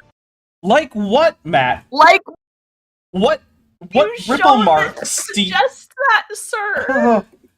what ripple marks in particular do you think were used as preclusionary evidence to Noah's flood that are now reasonably reinterpreted as tsunami ripple marks? I want to know which specific. Name a formation so I can go check. Don't just be vague, right? It's one of the things that really bugs me about creationists. Is they will just be like, well, you know, a team of scientists from Sydney. Like, who's on this team? What university was funding this? Where did they publish their findings? Don't know. Cool. That's nothing. Or it didn't happen. Yep. That's exactly as much of a like source as me saying, well, you know, my buddy told me that he had a 3-headed dog, and who am I to dispute my buddy? Yeah. Bunny for a second, and I choose to believe that version of the story. You know what? It works just as well. Yeah. Because, like, maybe that's a good reason for you, but it's not a good reason for anyone else to believe it. Mm-hmm. What show did he take this from? Because that's clearly not something he did himself. No. If Is anyone it from knows... that, like, Russell Crowe Noah movie? Oh, yeah, it could be. It could be. I've only seen Yeah. it once, and I actually liked it more than I thought I would. Yeah, I haven't seen it. Look, it's not amazing. I'm probably not going to watch it again. But I had fun. Now, to be fair, I was under the influence of at least a couple substances that made things more fun, and I was hanging out with someone while we watched it together. So, I was under optimal conditions for enjoying a movie, which I'm not always. But still, I did have fun with it. And I liked... Do you know what? I'm getting so excited to watch. I don't know. I'm kind of saving it in case there's a way to make it a react video, but Shiny Happy People season 2 has dropped. Nice. And what's important for everyone here to know is I went to that summer camp. Yeah, you did. You've talked about that here. Yeah, they tried to recruit me to the Honor Academy, and my sister was there too. And some guy tried to recruit all of us to the Honor Academy. My sister was 16 at the time, and just in all the teen sass was like, "We're not interested, thank you." Good. And I have this distinct memory of this poor kid who was currently in the Honor Academy, right? Just like walking away from our table slowly. Yeah. That actually kind of reminds me, when I was told that if I did well in a spelling bee, that I would have the chance to go on to like the regionals. And I was like, well, what does that mean? And I was like, well, so on this particular weekend, and I didn't say it, but I thought, all right, hold up. Nope, not giving up a single weekend for any of this bullshit. So then I did well enough in the spelling bee that was in my class to not be like, you know, bottom of the ladder, to maintain some sort of dignity. But then when it was clear that like, okay, there's only like 5 or 6 of us left, I'm going to make an easy spelling mistake and get out, because I absolutely do not want to go to regionals or nationals for the spelling bee. That sounds like a nightmare. Yeah. And hey, no shade on you if that was your thing. If that was fun for you, great, because I'm a big fan of letting people enjoy what they enjoy, as long as they're doing it safely and with consent, and adults where that is a thing that's at issue. Yeah. But it wasn't for me. Same thing with science fair. They were like, oh, you do really well at the science fair, you can go on and do like a regional thing. And I was like, all right, well, I'm going to do well enough to get a good grade, but not so well that anyone wants me to do another science fair project, because I didn't want to do this one in the first place. Mm-hmm. That's why one of my science fair projects was literally just letting a video game run itself for about a week or so. Excellent. But in my defense, it was a biology sim that incorporated evolution. There you So go. I was running a simulated evolution experiment. So Okay. take that. That was in high school, after I had figured out that I wasn't a young earth creationist anymore. Amazing. I love it. My high school didn't do science fairs. Mine did. We set them up in the cafeteria because it was the only space we had, because my school had one building, and it was a former Catholic nun-run orphanage. Mm, So we didn't have a whole lot of giant spaces. We had a library that used to be a chapel. You could tell because it still had the raised area where the altar would have been. Actually, I think it still had the table itself that was the altar, but it didn't have like the altar cloth or anything like that. And it was just more storage space. But that was also the computer area where there were computers. And then we had the cafeterias, which were in fact cafeterias for orphans. And then there was one wing that was just the cells for the nuns. And we were normally allowed to go back there. And it looked like the set of a horror movie. It was full of like rusting furniture and like piled bed frames and like rotting curtains and whatnot. Yeah. At one point, the campus chaplain had his office back there in one of the cells. And that was the only reason we were normally supposed to go back there, is if we had a meeting with him. And it was weird, and it definitely was spooky, and definitely could have been used as a horror movie set. Yep. Oof. Well, now you guys know some more facts about my weird Catholic school experience. Oh man. Yeah. Let's see. Sean 07AU, who's been a member for 5 months, sends a Mothra and a Ghidorah. Oh, no, sorry, Mothra and a Godzilla, and we'll take a drink for that. Venus? Sorry. 0.7 AU is Venus? I do not know what's going on right now. His name, Sean 07 AU. Now, you know what? Never mind. That's probably not a planetary science reference. That's probably a James Bond reference. Continue. Or it could be a gold reference. Mm-hmm. Or both. I don't know. Charybdis Numbers for $5 says, if we roast Matt enough, can we make him change his name? Worth a try. I don't think we can, because the thing is, look, I don't know that Matt is like a full-on narcissist, but he's very full of himself. And so I don't think that he particularly cares that we're making fun of him, except that it probably irks him a little bit to know that people know that he's stupid. But like, I don't think that would induce him to change his behavior, because I think he's too full of himself to do that. I mean, look, the man appeared topless on Modern Day Debate in an Egyptian headdress. This is clearly not someone with a lot of humility or introspection or just self-awareness.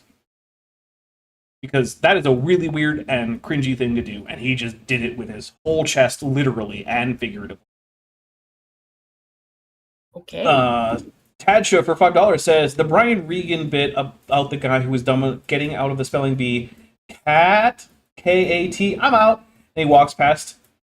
I know there's 2 T's. Yeah. Yeah, no, it wasn't that. This is from years and years and years ago, so maybe I'm misremembering. But I do remember it being a word that I'm pretty sure I knew how to spell, and making an easy mistake, like using an F instead of a PH or something like that.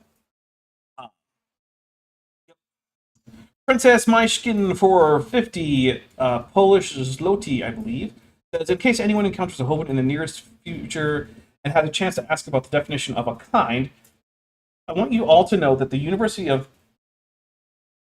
Caia do Sul, that's like Portuguese, isn't it? I don't know how to say that in Portuguese. Discovered a fox-dog hybrid. So they did, but I want to make it clear that that was a short-eared fox, not a member of the genus Vulpes, and the short-eared fox are part of a group of canids called the South American canids, who together are all more closely related to wolves and dogs than they are to European foxes, or, well, Old World foxes. So the short-eared fox, its closest relative, I believe, if I'm remembering correctly, are together. No, I think it's the short-eared fox's close relative is actually the maned wolf. And then together, their closest relative is like the crab-eating fox. And then I think the next one is like the South American bush dog. I think is how the cladogram works out, but don't quote me because I don't have it in front of me. What, Maddie? You paused after crab, and I had zoned out a little bit. Like, I think their closest relative is the crab, and so as the crab eating fox, and I was like, all evolution is crab. So, but that group together. Oh, drink for Godzilla. I heard, hi Godzilla. So yeah, that group, their closest relatives is the members of genus Canis, and so we don't have any examples of Vulpes canis hybrids, which is what people usually mean when we talk about fox dog hybrids. So it's a little bit of like ambiguous reporting and weird naming conventions, because in English, fox really just means short-cated, basically. Short, wild-cated. So I wanted to put that out there, that it's definitely not the case that the short-eared fox that this was a hybrid of is actually closely related to like the fennec fox or the red fox or something like that. Lieutenant Matt the Navigator for $2 says, fun fact, crab-eater seals don't eat crabs, which is a weird name for them then. But then again, the peacock mantis shrimp, not a peacock, not a mantis, and also not a shrimp. So, you know. Alright, I'm going to hit play. And I think you were right. I think this is the Russell Crowe Noah's Flood. Which I imagine is a movie that Raw Matt really doesn't like, because it borrows heavily from First Enoch, which is a book that I'm pretty sure Matt does not want anything to do with. Although, did I tell you that I heard a creationist on Facebook saying that the reason that he knows that the Book of Enoch is a fraud is because it contains impossible things like a talking baby? I'm like, oh no! What if some other book had impossible things like a talking snake? Donkey? Yeah, a talking snake or a talking donkey. How about that? And it's like, look, there are reasons why you can come up with to exclude First Enoch from your biblical canon, right? But it's not that impossible things happen. That is not one of the ways you could do it. You could do it because it's very, very late. You could rely on things like the magisterium of the church if you're Catholic or something like that. Like, there are options, but impossible stuff, therefore not good. You just can't do that if you're going to include, like, Genesis. Please have someone explain this to me. Please have a Young Earth Creationist explain this to me, because it doesn't make sense. Why we can get into the circular argument of exactly that. Like, and then you'd say, like, well, what about the talking donkey and the talking snake in the Bible? And it's like, well, that's in the Bible. Yeah, and if First Enoch were part of the Bible, you would say that's part of the Bible too. Yeah, and so, like, why they cannot engage in the thought experiment. Okay, imagine you have your memory wiped clean, right? You've never heard of the Bible, you don't know what it is. And you fast forward into the future 3,000 years, right? And with no context, and you can't Google anything, you're presented with the Book of Genesis, right? And the Book of Enoch, right? And you need to decide which one is inspired by God. How do? Right. Yeah, there is no answer to that question. Yeah. There's no answer to that question.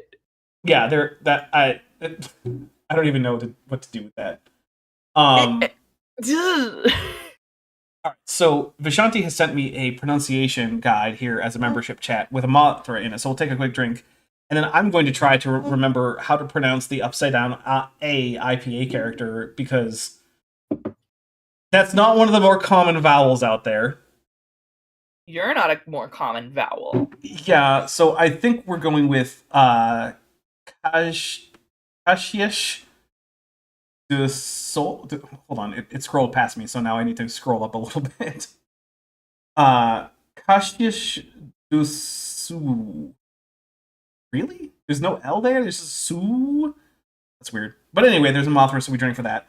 Thank you. The chances of me ever actually remembering how to pronounce Portuguese is low. Sorry, guys. My ability to pronounce Portuguese is probably always going to be lower than my ability to understand a written sentence in Portuguese. Lieutenant Matt the Navigator for $5 says, crab-eater seals are filter-feeding seals that eat krill with absolutely horrific teeth. Oh, that does sound horrifying. Yeah. Olivia Williams for $2.79 beaver bucks says, well, I can because I'm an atheist, but they can't. Yeah. Charybdis Numbers for $2 says, testing, you may ignore this message. Too late, I already unignored it. Then Anti-Zero Meridium for $5 says, realizing that some people literally can't comprehend hypotheticals has helped a lot of my understanding of their obtuseness. Yeah, that does seem to be the case. It does seem like some non-trivial proportion of the population just doesn't understand what a hypothetical is and how to entertain an idea without also accepting that idea. Yeah, and I have to say that, like, young Maddie thought... young Maddie had zero concept of, like, what philosophy was, right? And thought that questions like, what is the sound of one hand clapping? If a tree falls in the forest, does it make a sound? That those were a lot of what philosophy was. And also, therefore, and also stupid, therefore philosophy stupid, right? That was my whole teenage logic. I mean, But given as an what adult, pop philosophy does, that's an understandable conclusion to reach. yeah, but to be honest, like, no, I think more people should consider those questions and sit with questions without answers and think about them. I'm going to try to answer one of them. Yeah. I can do that. Yeah, one hand clapping. Boom. Get wrecked, Confucius. Yeah. But like, yeah.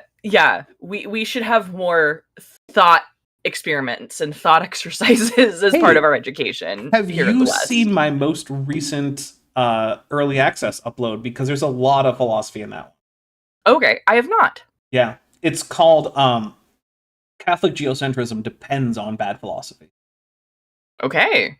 Yeah, because this geocentrist is in fact a trad cath, which is actually, as far as I can tell, that is like most modern geocentrists are trad caths. Oh, wild. Okay. Yeah, it's a weird thing. Like basically they're such traditional Catholics that they're like, you know what? Galileo was wrong, the church was right, and they were right to imprison him in his home forever and excommunicate him, thereby probably condemning him to hell, despite the fact that we know that he was in fact a faithful Catholic for his entire life. Yeah. Wow. Mm-hmm. Fun. Jillian Wren, who's been a member for 27 months, says, I love how little these videos you get through these days, even if it does mean it's harder to win bingo with a Mothra. It's especially true with Matt. Matt is so hard to listen to, and I'll take a drink. Yeah. But we're going to hit play anyway. But yeah, let's hit play. Let's see if we can get through a couple seconds before we have to stop.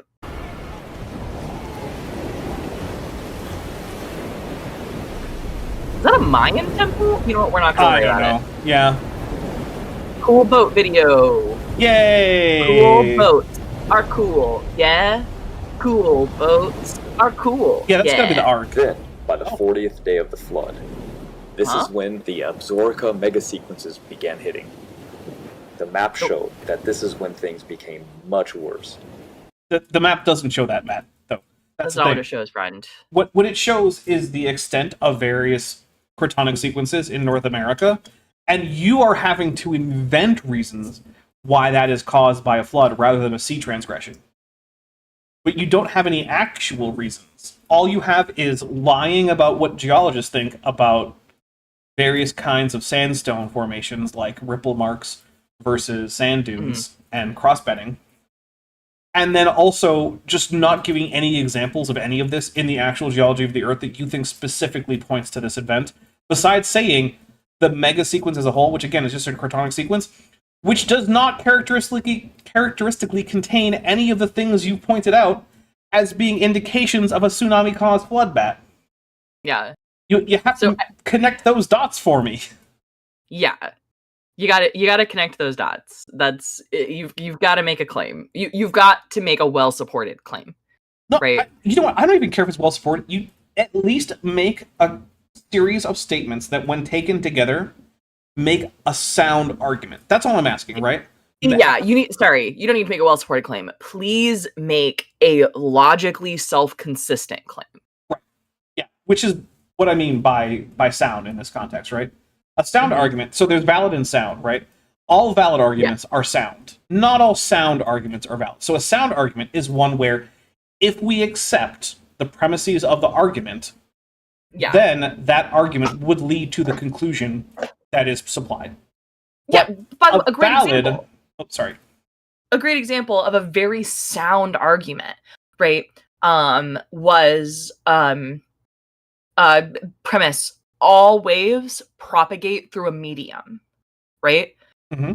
Therefore, light is a wave. Therefore, light must propagate through a medium. Right. Perfectly sound. Right? Perfectly sound. Now, it turns out that light is the exception to this rule, right? It turns out not all waves need a medium. Yeah, it turns out not all waves need a medium, but at the time, we did not know that. And the only reason we came to know that light did not propagate through a medium was because of, if light propagates through a medium, then we would expect to be able to see these like wake interactions. If we set up an experiment like this, we could actually detect this thing that we're going to call the ether, right? That light propagates through you.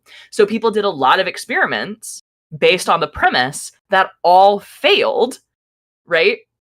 And lots of people did lots of experiments in different ways. And so that the only conclusion had to have been, well, like, if light propagates through a medium, then the medium would behave like this, but the medium doesn't behave like this, therefore light doesn't propagate through a medium, right? Mm-hmm. Yep. And Matt is Anyway. not at the point where he can make an argument that on its own terms, if we accept the premises, would lead to his conclusion. We're still not quite there yet. Correct. Yeah. Which is my bare minimum for someone. Yeah. Right? Like, the absolute minimum you should do if you're trying to convince me of something is have sound arguments. If you don't have even that, then there is no point in taking you seriously, which, to be fair, is not what we're doing here. We're not here to take Matt seriously. We are here to just kind of poke fun at Matt and hang out and drink. Yeah. Well, or beer. You know. Yeah, or apparently straight lime juice. Hey, to each her own. Yeah, that wasn't my intent. Okay. This is when all of the land masses start to be submerged by the floodwaters. Okay, that was not the Noah movie, I'm pretty sure. Yeah, that's a way lower budget production. Yeah, right here. that might be one of those like creationist flood movies. Yeah. Something to give the kids at VBS nightmares. Oh no, VBS. Give me flashbacks, Maddie. I definitely went to a full. I definitely have some Noah themed VBS trauma, mild trauma. I mean, we all went inside the model of the ark they built, and then all of the non-believer sinners outside banged on it and begged us children to let them in. Jeez. Hey, do you know what the rules that for wasn't criminals? Great. Maddie, do you know about the rules for criminals? No. So, Simon Whistler, who runs a bunch of YouTube channels, has a true crime YouTube channel. And on it, he has a list of rules for criminals. Which, basically, every time he's on, like, a criminal violates one of these rules. And it's like, you could have just avoided all of this. And now, rule number 1 is don't write down your crimes, right? Mm-hmm. Don't write down, because so many people write down their crimes. And it's never a good idea. Never write down your crimes. But rule number 2 is don't F up your kids. Because so many true crime stories start with someone who had an abusive childhood or a traumatic childhood or whatever. And it's like, hey, don't F up your kids. Don't put them into the wooden boat and have people simulate drowning people begging for mercy that the kids aren't allowed to give them. Let's extrapolate this concept, by the way, of how to be a criminal to evangelicalism here for a minute. You want to know why there's a bit of a reckoning and a divide in evangelicalism right now? Because y'all done messed up the kids, and then we grew up. Right? Also, I like that the chat is now full of people saying, yes, fact boy! Yes, indeed, Simon Whistler is the fact boy. Even though he does sometimes get things wrong. Not very often. We all get things wrong sometimes. That has the seafloor spreading slowly. Matt, why are you so quiet? This runaway subduction actually happened. This isn't... Oh, okay. Sorry. Matt, this isn't seafloor spreading that we're looking at. We're looking at the other side of it, which is subduction. Also, Matt, you know that in your editing timeline, you can turn on waveforms so you can see if some part of your audio is way lower than the rest of it, and you can kind of even that out a little bit. Yeah, there's an automated function to do that in Audacity. Like, you don't even have to be smart to do it. Yeah. Although, my guess is that these are clips that he's recorded on separate days, because this is a very long video. I doubt he recorded all of it in a single go. But you can join all the waveforms together. Oh, that's true. Yeah, you can do that. And then do a one normalizing filter across it. I'm guessing, though, that he did not do his audio editing in Audacity for the whole video. I'm thinking he dropped it into an editor and then did the audio editing by strip in the edit. So, okay. Probably. In which case, even then, still, turn on your waveforms and then just make sure that all the peaks are similar in height across your whole timeline. It's not that hard. Not that I'm perfect. Yeah, even iMovie has keyframes. You can bring stuff down. Mm-hmm. Moving at about 5 miles per hour, as the diving ocean plates subducting under the land. Here's the fun thing. In order for the crust to move at about 5 miles an hour, it would require enough, or it would cause enough friction to boil the ocean completely. So there wouldn't be a flood. Noah would be like a steamed ham. Right. Yeah. Yes, that's a Simpsons reference. Yeah. He'd be a steamed little dumpling. Mm-hmm. Yeah. Oh, maybe you could serve him at a dim sum restaurant. Ooh. Oh no, I'm hungry. Noah Shumai. Noah Shubai.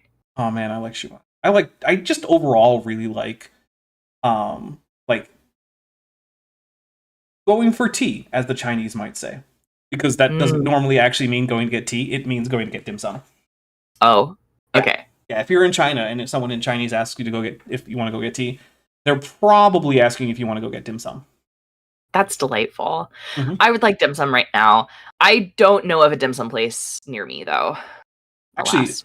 also in Mandarin, the etymology for the verb that's normally just used to mean to eat is actually a combination of two morphemes, which independently, in older forms of Mandarin, meant eat and rice. So the normal word for eat in Mandarin currently just means eat rice in terms of its etymology, because rice was almost always the object of the word to eat. And so it just got incorporated into the word. And drink for Godzilla. Oh, I drank all of mine, and I didn't get more because I my ran out of time. goodness. All right, I'm well, so that's- sorry. It's okay. I forgive you. They push down the continental edges and then release them, creating tsunami cycles that blanket the continents. Exactly the same how tsunamis today happen. Okay, so here's the thing, right?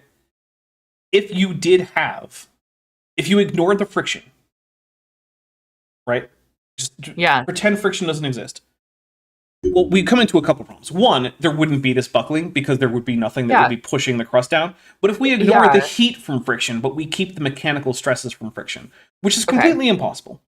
Right, Then, of course. yes, this would cause rapid tsunami cycles. But the problem is that that's only the case if we just ignore the biggest part of friction, which is the heat.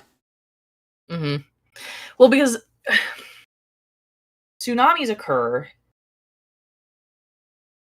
Basically, any high enough energy event that doesn't boil the ocean can result in a tsunami. It can be a volcano, it can be an earthquake, it could be an impact from outer space. So tsunamis are not hard to generate as long as you have an event of sufficient energy. Okay. Yeah. I was thinking of Fukushima in particular, which was a really cool event. Like, obviously it was tragic, right? But the geophysics of it was really cool because it measurably decreased Earth's radius, increasing its rotation rate. But you only get something that big when you have pressure building up, right? And so what he's just saying is that breaking point. That the buildup is happening more quickly because the subduction is happening at a rapid pace. But the problem with that is that, one, in order to get the continents moving at that speed, you would require an enormous amount of energy. And two, as they move at that speed, they would generate an enormous amount of energy. And all that energy ultimately is going to be turned into thermal energy. Because that's where energy goes to die, is heat, right? Whenever you're done with kinetic or chemical or whatever other energy, it ends up going into heat. And so you can basically approximate how much any event is going to increase the temperature of a system by just taking its total energy and applying it all as thermal energy. There are very few instances in which that's going to steer you terribly wrong. And if you do that with this, and I've done the math on this, you boil the oceans. You don't get a flood. You get a steam bath. Right. For some reason my brain is hung up on if it's that much force, right? Demonstrate to me that the plate gets stuck versus smooth motion, right? See, like if you push it fast enough, is it just going to keep moving? Smooth motion wouldn't that's cause... all impossible, and so it's just smooth motion wouldn't cause the tsunamis, so it can't be because Matt has already decided that tsunamis are how the flood happened. So don't worry about it. Yeah, so I'm like, I need you to, again, like, this isn't self-consistent. Your points don't follow. Tsunamis, you can imagine a world with subducting plates where subduction does not cause a tsunami because it does not happen because the subduction is smooth. Right? You know what I mean? If we're in imagination land. Right. And the other thing is, so what he's doing here, so earlier he was showing us animations that were based on catastrophic plate tectonics. Yeah. But now he's talking about a characteristic of earlier he was showing us hydroplate animations where the ocean bursts up and as the water comes out of the subterranean reservoir. But this idea here is a catastrophic plate tectonic idea. This idea was actually pioneered by John Baumgartner while he was working at the Sandia National Laboratories, if I remember correctly. Okay. And so he created a geophysical model for plate tectonics. And he was able to get it to spit out this kind of answer. But the secret to getting it to do that was to increase the thermal diffusivity of the rock that makes up Earth's crust by about 4 orders of magnitude. Hey, So- that's not how that works. Yeah, basically he was just like, if I just magically raise the thermal diffusivity of the Earth's crust by like 1,000 times, then suddenly we can get race car speed plate tectonics, which, yeah, okay, cool. Cool. Do you have any reason to ever suspect that any rock on Earth has ever had a thermal diffusivity that high? Because that's like your frying pan level of thermal diffusivity. Like, that's not like basalt or granite. Like, what are we talking about here? And in case anyone is wondering, thermal diffusivity is basically how fast heat travels through a substance. So basically, like, let's say you have an all-metal spoon, right? And you're going to put one edge of the spoon over the fire on the stove, and you're going to hold on to the other end of it. At first, that's going to be fine, right? Because they will take a little while for the heat to get to you. How fast until your hand starts to burn as a result of you doing that? The slower it is, the lower the thermal diffusivity. The higher it is, the higher the thermal diffusivity. It's how fast that heat travels across a linear distance. And this is a well-characterized part of geology. Geologists have measured these things. We know what the answer is. And and it's a material property. Right? Like, which means if it's basalt, it's going to have the thermal diffusivity of basalt until it stops being basalt. That's just how it works. Yeah, another way to think of that is like carbon has a specific thermal diffusivity, right? Which is different than the thermal diffusivity of iron, which is different than the thermal diffusivity of other stuff, right? And those are static properties. So clearly what Baumgartner meant was that before the flood, the Earth was not differentiated. I mean, maybe that's the implication. I would have to double check his work. Because then all of the iron and nickel in Earth's core would be, listen, we could imagine it was a flipped system because God did it, and that's fine. So we had iron on the outside, and then silica material on the inside, right? Or it was simply well mixed. But even then, we could characterize the thermal diffusivity of a well-mixed Earth, and I don't think it would be 1,000 times higher than the thermal diffusivity of basalt. Okay, so originally Earth is made of solid iron. Maybe. Of course, that would make gravity pretty crushing, but what do I know? No. We take the iron that's currently in the core, we invert the differentiation. Oh, okay. The problem is, though, that Baumgartner needs the current cold slabs underneath the crust of the Earth that are the remnants of plates that have been subducted to also be the remains of his catastrophic plate tectonics, and we know those aren't made of solid iron. Oh, shoot. Okay. Yeah. See, there is no way to make it work other than just saying God just magically changed the thermal diffusivity of basalt. Yeah. Why? To I cause the was flood, trying I to get guess. cast iron Earth. I was trying to get there. That would be cool, but yeah, it's not gonna work. All right, we have a few super chats. Charybdis for $10 says, pour one out for the clever in-joke names that appeared with the ads. This is Carrie Bronson. Oh, okay. I've been a subscriber for 4 years. You know me primarily for making unhelpful comments in chat with a Mothra. Thank you very much, Carrie Bronson. I really hope that this changes because this is a huge downgrade. Thanks a lot, YouTube. For $2, Tadsha says, Baumgartner worked around nukes. That's comforting. To be fair, as far as I know, he was not actually involved in any of the nuclear stuff. To my knowledge, he was doing geophysical modeling and doing a decent job of it when he was not working on his pet creationist theory. In fact, his geophysical simulator, I believe was called Terra, was used by actual real geologists to do real geology after they fixed a few bugs that his version had.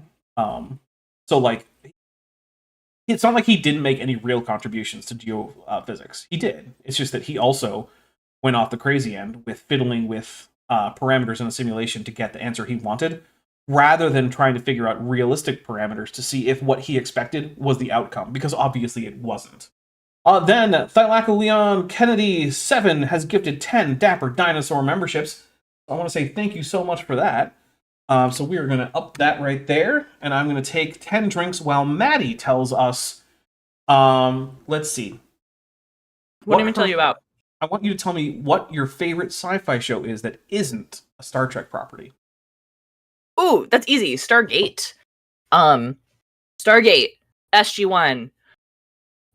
Listen, which do I prefer, SG-1 over Atlantis? That's kind of hard. Partially because they like came out at such different times, right?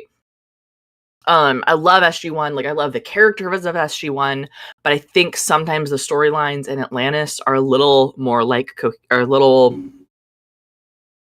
they knew what it was. Like the first few seasons of Stargate SG-1, they're definitely getting their feet. Yeah, right. And there's some brilliant episodes, but there's some stuff that you're like, yeah, that was weird.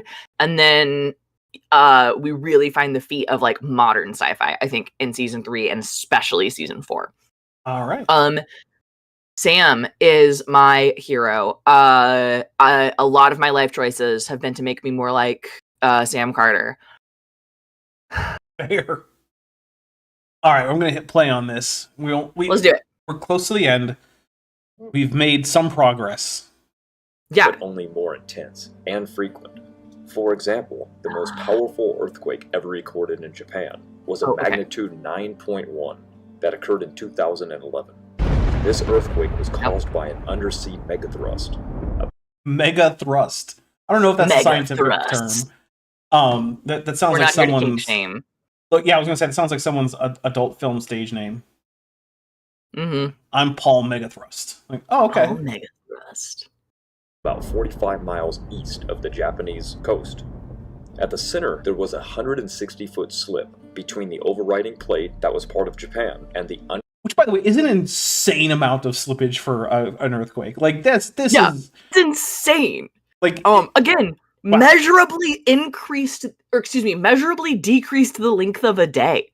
Yeah, like absolutely crazy stuff. Under the Pacific plate, the sea bottom rose about 23 feet when the vault unlocked, and the resulting earthquake triggered a devastating tsunami. Okay, wait, pause. That phrase, I don't like it. When the bolt unlocked? Yeah, it's a weird way to put it. Yeah, we don't need to imply like constructed materials, right? This is rock moving against rock. To be fair to Matt, I think that was just a weird analogy. I don't think he actually thinks that this is like a constructed material under the ground. I think he thinks it's rock. Okay, well that's a fair, but given his other positions, it's hard to tell. Yeah. Lieutenant Matt the Navigator for $2 says AIG is a bag of megathrusts. Beautiful. Amazing. I'm taking a drink for that. Oh, that's great. Oh, that was perfect, sir. Thank you very much. Well done, sir. 133 feet above sea level and traveled inland for about 6 miles. The tsunamis occurring during the flood, however, were much different. Ooh, okay. Were they bigger? Oh. Is that what we're going to go with? They're bigger? They were bigger? Were they like, what's beyond mega thrust? Like ultra thrust? Ultra thrust. My goodness. This is turning into a thirst stream really quick. It sure is. With the ocean ridge bursting open rapidly and pushing the ocean floor under land continents on a worldwide scale, tsunamis were Stop. That's not how that works. Also, I do like that he said land continents as opposed to, I suppose, ocean continents. Yeah, but because he's saying the ocean ridge, which I assume he means is the mid-Atlantic. Probably, yeah. Right. That split apart and caused continents. Well, what he means is oceanic plates to dive under continental plates. He says worldwide, but that's not what would happen. Right? It would just be around the Pacific. Exactly. So you would need a separate mechanism. Because oh my gosh, sorry. Oh. Is there a ridge in the Pacific? Or is... There isn't in the Pacific, but there is some rifting going on in like the Indian Ocean. Okay. Okay. Because, yeah, so the Pacific Ocean, that's one big oceanic plate, right? For the most part. Okay. Sorry, I'm confusing some of my tectonic knowledge. But yeah, there's in the Pacific Ocean, there's not spreading happening. You can't see my hands, they're not on camera. There's not spreading happening in the Pacific like there is in the Atlantic. Right. So if you want, again, if what you want is globally all oceanic plates to start subducting under continental plates, right? Then you need additional mechanisms. Yeah, you would need an increase in the total area taken up by continental plates for that to happen. Yeah. We don't have a mechanism that's doing that in any significant way. Right. Let's see. Lieutenant Matt, the Navigator, for $2 says, they've gone to plaid thrust. Yes. Plaid thrust. I'm looking forward to Spaceballs 2. I'm really hopeful that it's going to be a great movie. I know late, largely unasked for sequels are often horrible, but like getting a lot of the team back together, including Rick Moranis, who's coming out of retirement. For one last job?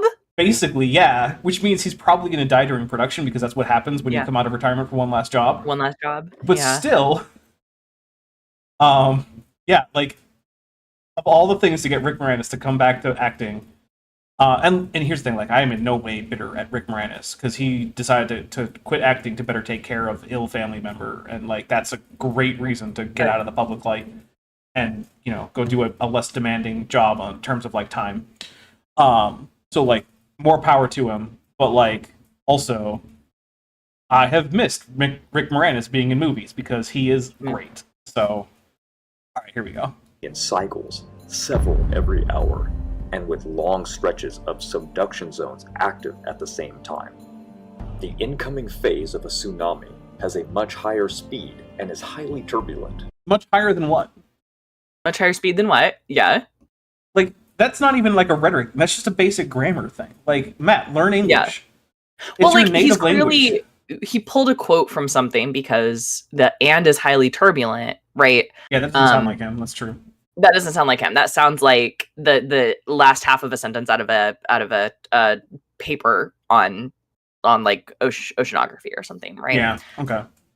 Because like, what do you mean it's turbulent? Please explain, right? And what he means is there's the smaller flows, right, are non-laminar, wild. But I don't think he knows that, you know. I don't think that Matt could give you a definition of laminar flow that would in any way even approximate a technical definition for laminar, and therefore I don't think he knows what turbulent is, because turbulent really exists in opposition to laminar flow, and you can't really understand what turbulent flow is unless you understand what the opposite is. So I got so mad I took a whole semester long class on turbulence. It was catered to turbulence in the atmosphere, but we dealt with general turbulent flows. And I was so mad when I learned that there is not a mathematical definition of turbulence. Isn't. It's just not laminar. It's just not laminar. And it's like there's no like number where if it's high enough, right now turbulent. Nope. There's no. It's just not laminar. Yeah, cool. We Thanks, still, I hate it. We still do not have a good mathematical description of turbulence. We just don't. Mm-mm. Yeah, which is really why you need to be able to understand laminar flow in order to understand turbulence, because it just is the opposite of laminar. There isn't a better definition. Mm-mm. Which keeps the sediment in suspension. Turbulent goes spinny. Laminar doesn't go spinny. Sorry. It's just twice I hit the video after I thought you would stopped, and then you started back up again, and so I had to pause the video again. Oh. Yeah, because I take long pauses between my sentences for no good reason. It's okay. Leaves behind layers of sediment as it slows down in the retreating phase. This cycle repeats several times every hour during the first 40-day inundation period of the flood. First, entombing the shallow marine life, followed by land creatures in different habitats and elevations. Yeah, the problem with that, Matt, is that tsunamis are actually spectacularly uneventful under the ocean, unless you're at the coast, which means there's no good reason that it would entomb the shallow marine organisms, unless by shallow marine you mean like literally coastal, which is not literally coastal. But that's the thing, is that's not normally what's meant by shallow marine, right? Cool. Cool. Shallow marine can include coastal environments, but usually we talk about coastal environments and shallow marine and deep marine. Those are the categories that we normally talk about in terms of like paleontology, which is what he's trying to talk about, right? He's trying to talk about the ordering of the fossils. But also, like, here, he would... This, again, he's accidentally given us a testable hypothesis. Yeah, right? We should see a certain sorting. But the problem also is that his prediction from his hypothesis is actually wrong.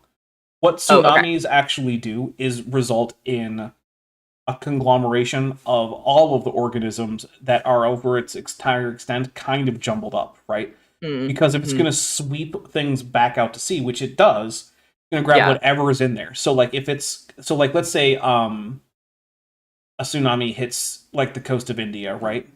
Yeah. So it's going to pick up people, it's going to pick up deer, it's going to pick up dholes, it's going to pick up tigers, it's going to pick up elephants, it's going to pick up coastal organisms like crabs and fish and squid and whatnot.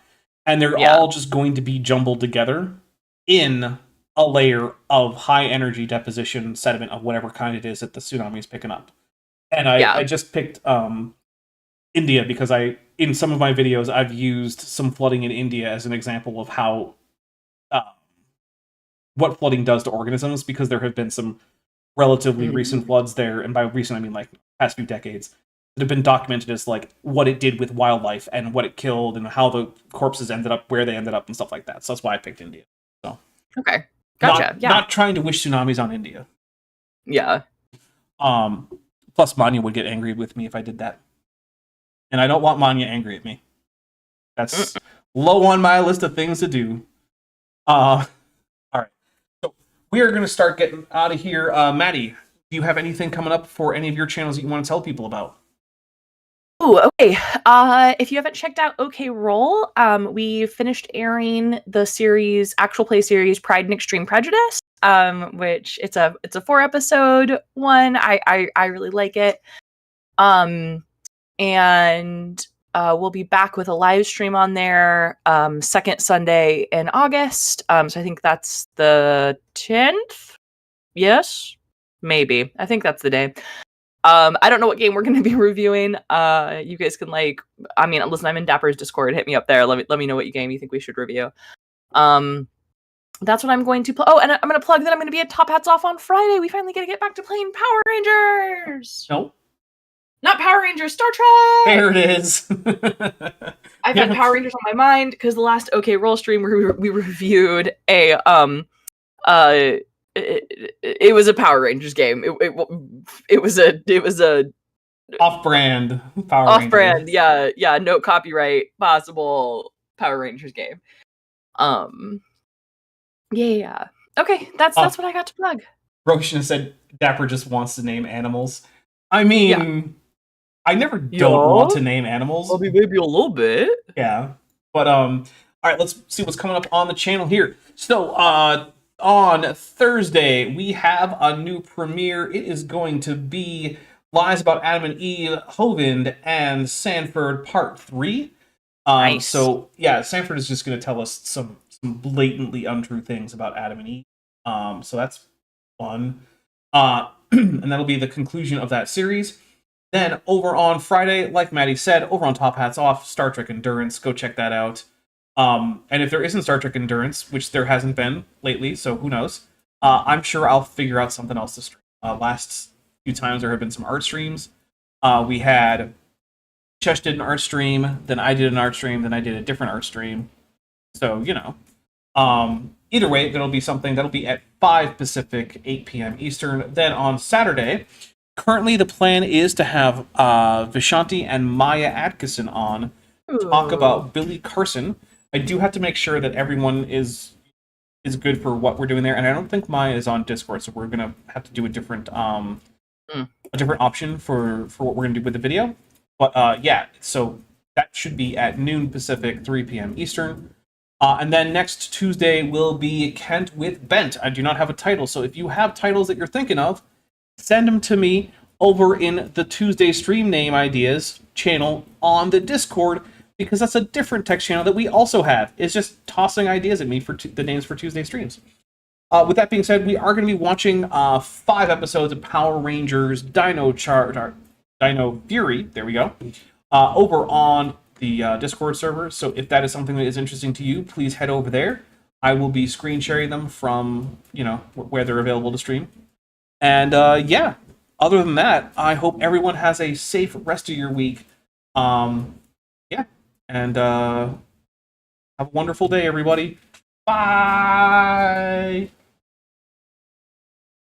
Hey, before you leave, I just want to take a second to thank my patrons and channel members, especially those pledging $20 or above. Ben Tovand, Tapioca Weasel, Arrow Dodger, Dan Sheedy, Elleron Teller, Phil Cavara, Ian Chen, Kelvin Brostek van Manen, Landon Knoll, Maddie Babbity, Sphincter of Doom, Volis, Max Cherry, North Texas Fossils, and John Ackerman. It's because of my channel members and patrons whom you're seeing on screen that this channel can stay afloat. Without you, it would all shut down. If you want to join the team, there's a link to join the channel below this video, and there's a link to join the Patreon in the description. On the Patreon, you can get a 10% discount for pledging annually, and either way, you get early access to virtually all of my scripted videos, often 3 to 5 months before they come out for the general public. Thanks for watching.